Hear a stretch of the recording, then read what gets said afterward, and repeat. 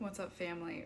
In the past 7-ish years, the Lord has really highlighted gut health for me because so many things get processed by the gut in terms of nutrients, and then of course our gut microbiome lives there. Our digestive system is responsible for helping eliminate toxins that our body wants to excrete. This is not new information to us, but the last few years, and especially recently, he's been turning up and highlighting the importance of liver health and just how much the liver and the gallbladder help synergize with the entire digestive system. A lot of it is coming from my work at the bedside as a nurse and just seeing so many people come through with liver disease that actually isn't caused by alcohol use. So I found that surprising, and I wanted to make sure that I talk about this a little bit, and I found some videos that I know you guys will find really interesting, and my job is to help you understand how to take care of your body mentally, physically, and spiritually, so you can treat your body the way that God intended, as a temple of the Holy Spirit. So if you need support in the area of your relationship with food, I have been there. So I created a free prayer guide, Break Free from Food Triggers to Finally Eat with Peace. So you're going to want to pick this up if you want to heal your relationship with food, choose better foods for your body, maybe lose some weight and heal your gut in the same process, and do it God's way. The Bible tells us that our prayers are heard by the Lord and that we're supposed to have faith to move mountains. So trust that God will do it for you. Grab that guide, it's in the link in my bio. So let's go watch these videos. 4 things I absolutely avoid as a cardiac surgeon. Number 1, smoking. No question, the single worst thing you can do for your entire body. Destroys your lungs, causes lung cancer, high cardiovascular risks, heart attack. Not worth it. Too many times have I seen patients come back to the hospital after having a stroke to have another stroke and then be debilitated, meaning they can't take care of themselves any longer. That is no quality of life. People who are vaping are getting a lot of lung issues, like just strange lung problems that the doctors can't figure out what is going on. This is boots on the ground. Like, we don't even have the research to back up why vaping is not good for us, but I want you to just take it from me and also take it back to the Lord too. If you're struggling with something like vaping, you really don't have the information and all of the decades of research like we do for smoking.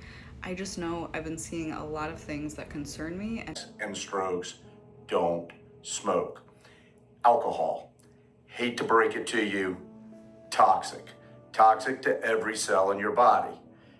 Your body, your rules, you decide for yourself. For me personally, removing alcohol from my life has probably been one of the most transformative decisions I've made as an adult. All the cool kids are doing it, give it a shot. Well, we know alcohol is toxic to the liver and toxic for our cells in the body. There's really no safe amount of alcohol to drink that we're finding out, but it's also something that over-sedates us as Christians. We cannot hear God's voice, and we are more vulnerable to spiritual attack when we're drinking, even if you're not drinking to drunkenness. We can over-sedate ourselves because we're looking for comforts outside of the Lord, and alcohol is just one of those common things that we use. Even just a little can make God, just even a small amount of alcohol, if I'm using that first instead of allowing the Lord to come in and work on some of the things that I'm trying to decrease my active mind, if I'm not bringing those things to God and I'm not putting Him as the priority solution giver, and I'm turning to a substance, then that is actually me being in sin. We're not supposed to have anything above the Lord in terms of things that we can give Him. For my own personal walk, I know He's asked me to set it down because it was actually getting in the way of where He's trying to take me, and I just wasn't interested in keeping something around just for the sake of my own desire. I want His best for me. Soft drinks, liquid death. Just don't drink them. The next video, you're gonna love how this all ties together. Period. Done. Number 4, avoid breads and pastas. Avoid the refined flours and wheats. Giving up refined flours and simple carbohydrate sources of nutrition was one of the most impactful things that I did for healing from binge eating disorder. I cannot tell you enough. Really be mindful about the quality of carbohydrates that you're getting Make sure that it's from mostly whole foods. It has more fiber, more water, more nutrients. It's not stripped. Your body's gonna feel more satisfied, and it's just gonna be a better result all around for you. Millions and millions of people a year. Now, there is a very common disease out there that you might never have heard about that affects so many people, 90 million Americans, in fact, and it's a major risk factor for heart disease, diabetes, cancer, and dementia, and lots more, and it's called fatty liver disease, or non-alcoholic fatty liver disease. Now, what causes it? Well, in a word, sugar. See? And not just any sugar, we're going to talk about the kinds of sugar, so pay attention because this is an easy thing to fix. So what is fatty liver? Well, essentially, you know what it is because you've probably eaten it as foie gras or pate, okay? It is kind of a wake-up call for us, knowing that in order to get your liver fatty, all you gotta do is eat sugar.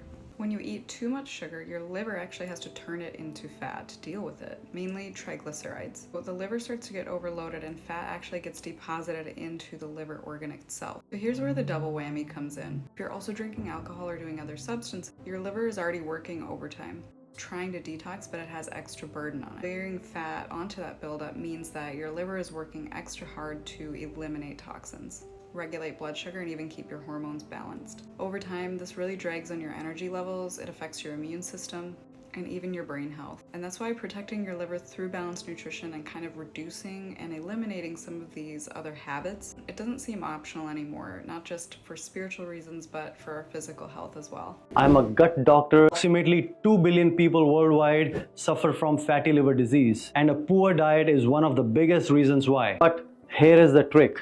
Do not eat them dry. Soak them for at least 15 to 20 minutes, if not overnight, before consumption. I like to mix 1 to 2 tablespoons in almond milk or yogurt and add berries. These 3 seeds clean your gut like a brush. Chia seeds. Why? It is packed with soluble fiber and forms a gel when soaked. And this gel does 3 things. First, it slows down sugar absorption. Second, it feeds your gut microbiome. And third, it helps you stay regular. Yes, I mean it helps you poop better. But here is the trick.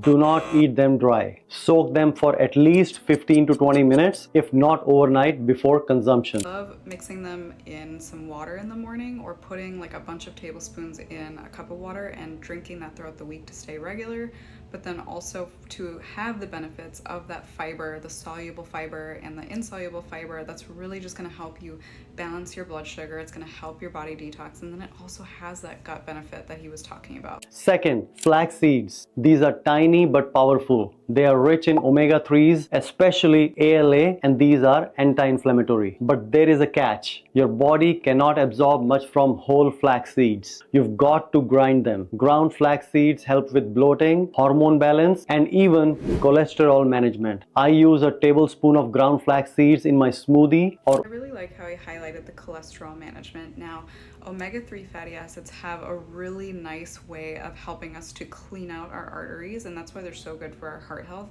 I try to take these multiple times a week, if not every day, just to help maintain my health. So this is, don't forget, this is for brain, liver, cardiovascular, and of course digestive health. And if you start incorporating these are gonna really do a lot of heavy lifting for you, and you might notice that things seem more simple than ever. My tip to you to make your life easier is to buy the flax seeds pre-ground. So if you're a busy person or somebody who struggles to find time to do things like I do, just save yourself the hassle and buy them pre-ground so it doesn't become a barrier for you.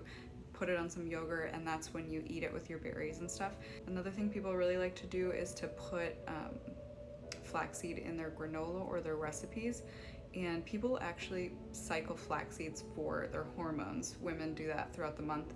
I've tried that too, and I feel like it does help a lot.